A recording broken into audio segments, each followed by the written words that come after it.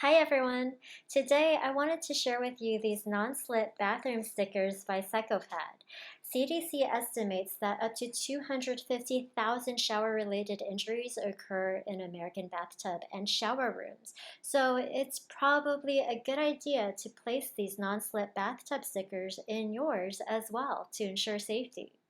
It's easy and light to set up and maintain. Just stick the individual stickers on the inner surface of your bathtub or shower floor.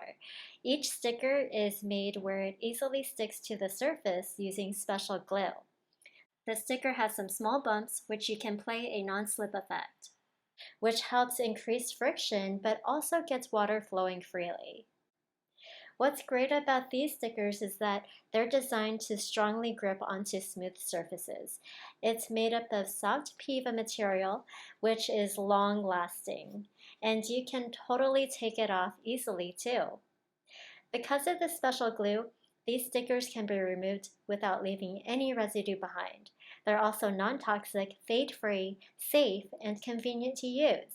The package has 20 pieces of stickers and includes a high-quality silicone scraper.